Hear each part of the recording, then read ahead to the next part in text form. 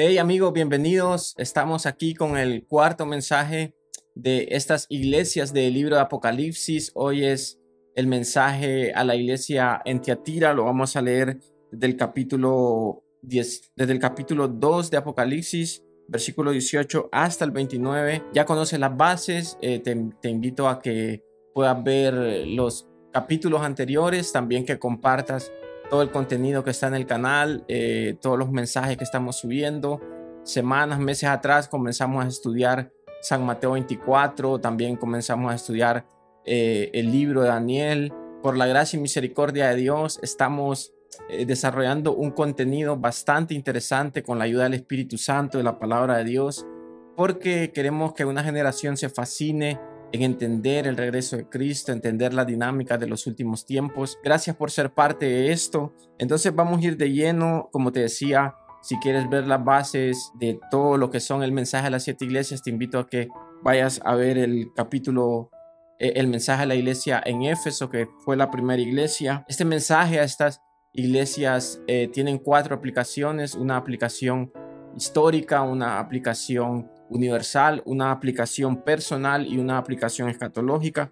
Entonces ve conmigo ahí a Apocalipsis capítulo 2, versículo 18, y escribe al ángel de la iglesia en Tiatira: el Hijo de Dios, el que tiene ojos como de llama de fuego y pies semejantes al bronce bruñido, dice esto. Ok, sabes que siempre cuando se refería al ángel, se estaba dirigiendo al líder apostólico de esa casa, al líder ministerial, al pastor de esa iglesia, a quien era la figura en esa era de la historia. Juan está haciendo un recorrido por toda la región del Asia Menor, la actual Turquía, y aquí en el mensaje a la iglesia en Tiatira, Jesucristo se presenta como el Hijo de Dios, el que tiene ojos como de llama de fuego y el que tiene pies semejantes al bronce bruñido. Vamos a ver esos detalles más adelante. Versículo 19. Yo conozco tus obras y amor y fe y servicio y tu paciencia, y que tus obras postreras son mayores que las primeras. Pero tengo unas pocas cosas contra ti, que toleras que esa mujer Jezabel, que se dice profetiza, enseñe y seduzca a mis siervos a fornicar y a comer cosas sacrificadas a los ídolos, y le he dado tiempo que se arrepienta, pero no quiere arrepentirse de su fornicación. He aquí yo la arrojo en cama y en gran tribulación a los que con ella adulteran, si no se arrepienten de las obras de ella. Y a sus hijos heriré de muerte, y todas las iglesias sabrán que yo soy el que escudriña la mente y el corazón, y os daré a cada uno según vuestras obras. Pero a vosotros, a los demás que están en Tiatira, a cuantos no tienen esa doctrina y no han conocido lo que ellos llaman las profundidades de Satanás, yo os digo, no os impondré otra carga, pero lo que tenéis, retenedlo hasta que yo venga. Al que venciere y guardare mis obras hasta el fin, yo le daré autoridad sobre las naciones, y las regirá con vara de hierro, y serán quebradas como vaso de alfarero, como yo también la he recibido de mi Padre. Y le daré la estrella de la mañana. El que tiene oído, oiga lo que el Espíritu dice a las iglesias. Ok, como te decía, esta carta que Jesucristo envía a través de Juan a la iglesia de Tiatira es la carta más larga, e irónicamente lo hace con la ciudad más pequeña, con la iglesia en la ciudad más pequeña. Nos pone a pensar, porque lo que al ser humano muchas veces le parece más insignificante, para Dios es lo más importante. Y Dios siempre ha actuado así a lo largo de la historia. Para Él las cosas pequeñas son las más importantes. Entonces vemos que Jesucristo hace esta presentación. Se presenta como el Hijo de Dios, el que tiene ojos como llama de fuego, el que tiene pies como de bronce bruñido. Es el que todo lo ve y todo lo juzga. Resalta que esta iglesia era una iglesia llena de amor, fe, servicio y paciencia, y que sus obras postreras eran mayores que las primeras. Es la primera iglesia a la que Jesucristo le resalta que está viviendo en amor por los demás, en amor por los hermanos, en amor por los siervos, no como otras iglesias anteriores que habían perdido el amor, habían perdido la pasión. Entonces Jesucristo está resaltando estas virtudes. Era una iglesia llena de servicio, era una iglesia paciente y era una iglesia que crecía en obras. Pero les demanda que toleraban que una mujer enseñara y sedujera a los miembros de la iglesia a cometer actos sexuales e idolatría. Entonces te voy a compartir aquí un poco los detalles y el contexto histórico de lo que estaba sucediendo en Tiatira. La ciudad era, como te decía, la más pequeña de las 7 y parecía la más insignificante. Y aún así Jesús decide enviarle la carta más larga. Como te decía, siempre es así con Dios. Lo que parece más insignificante para el hombre, Dios le da más importancia. Estaba situada entre dos valles, lo cual era un punto geográfico muy importante, y también contaba con una barricada de soldados que protegían la ciudad y el paso hacia otras ciudades. Tiatira fue fundada por uno de los sucesores de Alejandro Magno, muchos años antes de Cristo, bajo el imperio griego, quien después la ciudad estuvo bajo el dominio de Lisímaco, quien reinó en Pérgamo. Tiatira era la puerta a Pérgamo, era el paso fronterizo, como te decía, a otras ciudades, y su tarea era crear un muro de fortaleza para la gente que se dirigía hacia Pérgamo en contra de sus enemigos. También servía como una senda importante para Roma. Cuando el libro Apocalipsis fue escrito, Tiatira acababa de entrar en la época de prosperidad. La ciudad tenía un mercado, este tenía una especialidad que ningún otro tenía. Ahí se producían vestiduras de color púrpura. Era una lana teñida con extractos de moluscos, la cual producía el material púrpura más maravilloso. Es casi seguro, aseguran muchos estudiosos, historiadores, que de aquí provino la capa que usaron los romanos para burlarse de nuestro Señor Jesucristo antes de la crucifixión, porque solo era producida en Tiatira. La realeza venía a menudo a Tiatira para adquirir esta tela púrpura.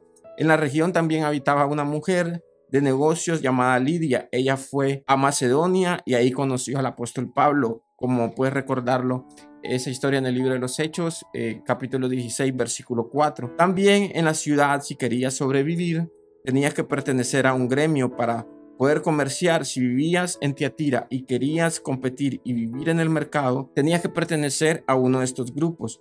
Pero pertenecer a un gremio quizás implicaba participar de toda clase de ceremonias secretas, y todo esto iba a causar mucho problema para la iglesia. Con respecto a la iglesia, el mensaje a Tiatira es un mensaje importante también para la iglesia actual hoy en día.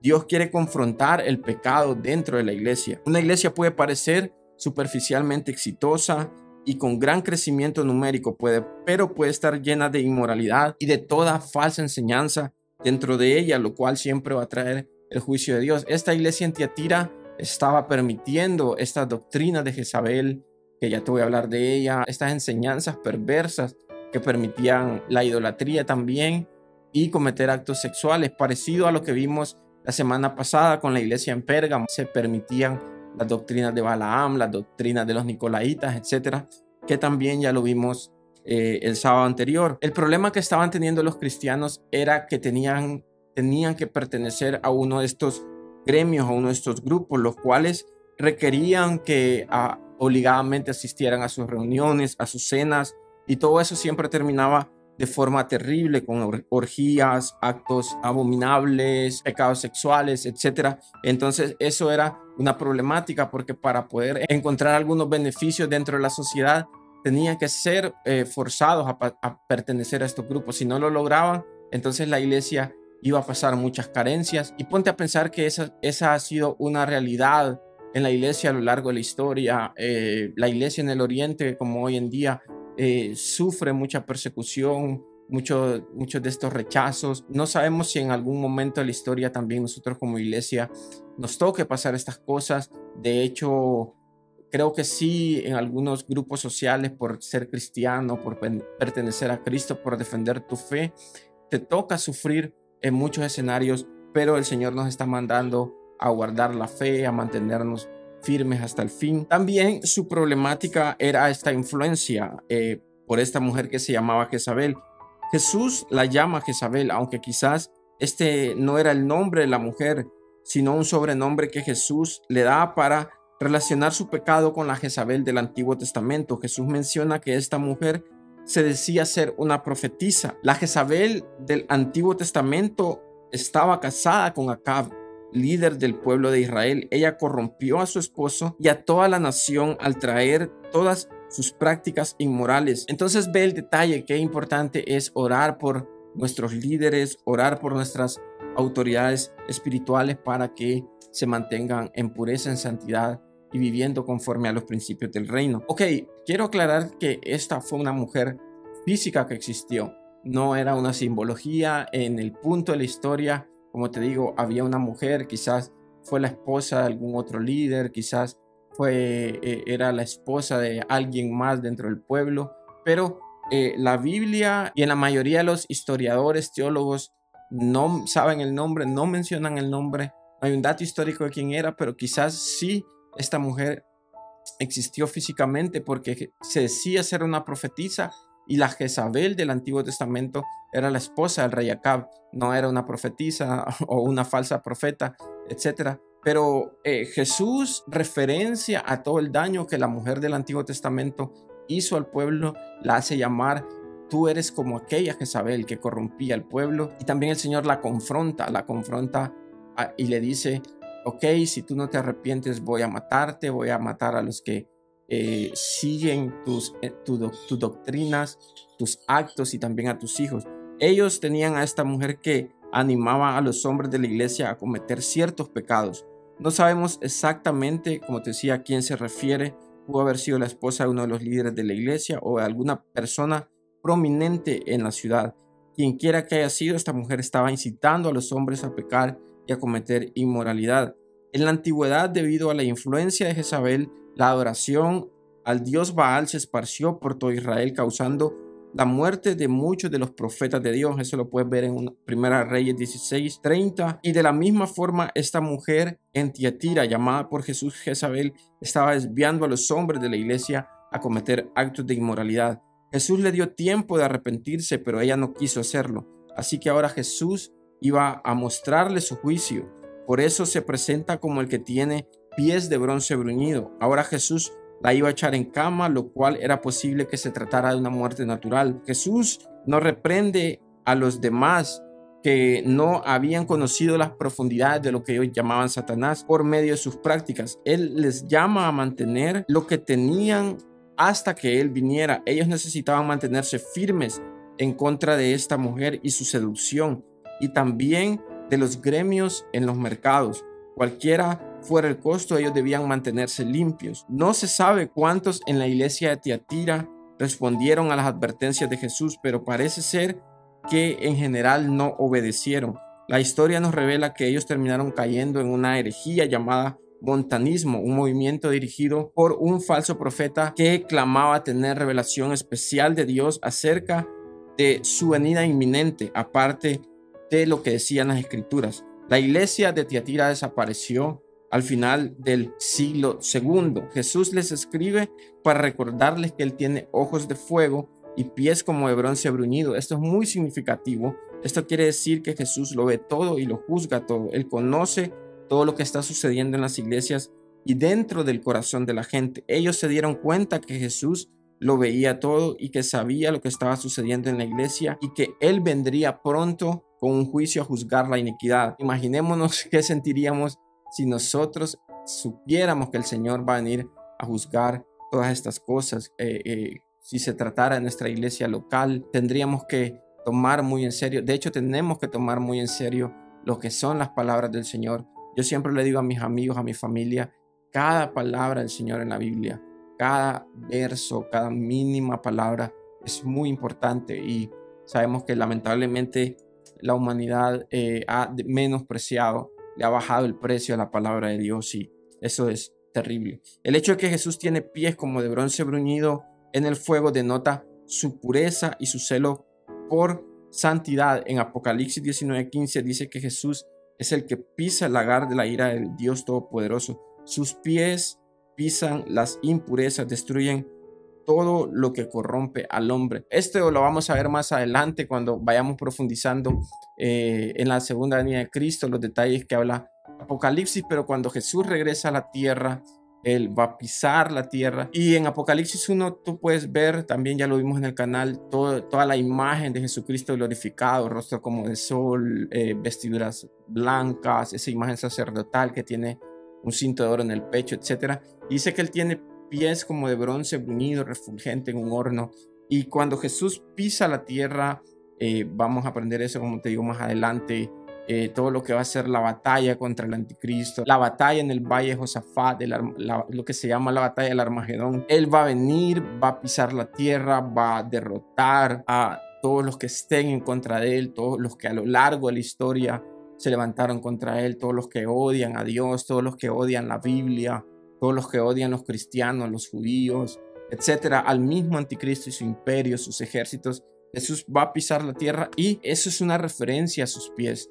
Todo el juicio que el Señor va a venir a traer, toda su potencia, toda su fuerza, etcétera. Entonces, ya para ir finalizando, va a hablar de la recompensa y les dice que le va a dar a cada uno según sus obras. Entonces, ponte a pensar que esto es interesante porque cada uno de nosotros es responsable de nuestros actos y esos mismos actos son los que nos van a confrontar enfrente de los juicios de Dios. Dios es justo. Las obras siempre son en lo que se basan los juicios de Dios. Esto no quiere decir que la salvación se gana por obras. Al contrario, las obras de la gente revelan la verdadera condición espiritual. Esto es lo que Santiago quería decir al escribir en Santiago 2:18: te mostraré mi fe por medio de mis obras. A los que vencieron, Jesús les promete tres cosas. Primero, autoridad.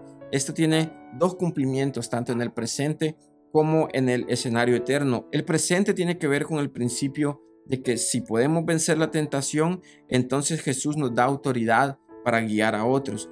El hombre que se controla es capaz de recibir responsabilidad en la obra de Dios. Segundo, Jesús les promete poder al darles una vara de hierro para desmenuzar el barro. Tiatira era una ciudad en donde se hacía mucho barro.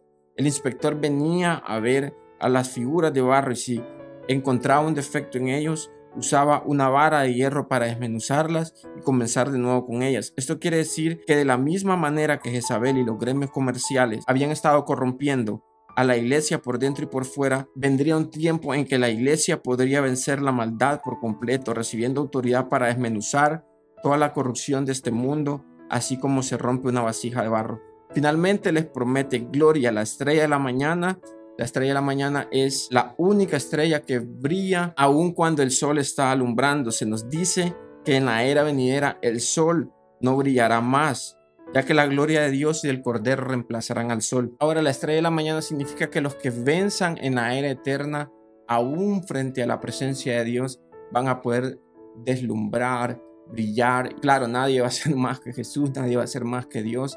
Esa promesa la puedes encontrar al final de Apocalipsis, lo vamos a estudiar también, donde ya el mundo, la existencia no va a tener necesidad de sol, porque Jesús mismo va a hacer que todo brille. Pero imagínate que aún frente a la gloria del Señor, frente a su majestad, todos los que venzan van a poder resplandecer como hijos que han ganado esa honra, y esa es una promesa sumamente maravillosa. Tres verdades importantes para concluir.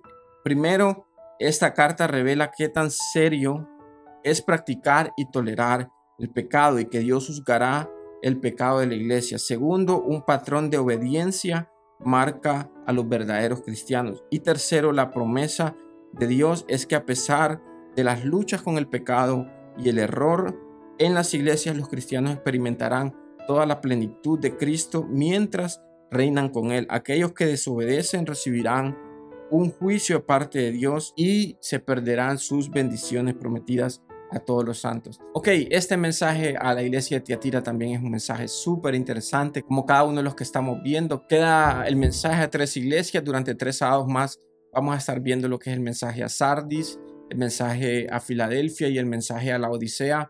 Pero tenemos que sacar lo importante de cada una de ellas, qué cosas tenemos que mejorar, qué cosas tenemos que vencer, abrazar las recompensas eternas, las promesas que el Señor nos hace si vencemos la tibieza, si vencemos el pecado interno. Como te dije al principio de estos mensajes, no todas las iglesias a lo largo de la historia han vivido o han pasado por los mismos problemas. La iglesia del Señor está en un proceso de purificarse, de entrar en perfección, de tomar esas vestiduras blancas. Recuerda que el Señor va a venir por una iglesia pura, sin manchas, sin arrugas. De hecho, te voy a comentar una metáfora que escuché estos días y que me encantó, que el Padre está preparando una novia para el Hijo Todo se trata de una boda al final. Es en una boda que un padre siempre lleva a su hija hacia donde está el novio, y de eso se trata. Se trata de un encuentro para siempre con Jesucristo. Se trata de un encuentro para siempre con el Rey. La iglesia es la novia de Jesús y el Padre está preparando esa novia para el Hijo. La va a presentar frente a Él y luego el Hijo le va a presentar una familia al Padre. Entonces es una metáfora maravillosa saber que el Padre desea hacer una familia. No te voy a dar más detalles porque eso lo vamos a ver a medida que vayamos introduciéndonos en este estudio. Queda mucho por delante, pero gracias por estar aquí, gracias por dejarte fascinar por el Señor. Todo esto se trata de conocer más al Señor, se trata de que toda la fama sea para Él, se trata de conocer cómo hacer todo para el día de su venida, y por eso estamos aquí sábado a sábado. Gracias, bendiciones, comparte esto con los demás. Nos vemos.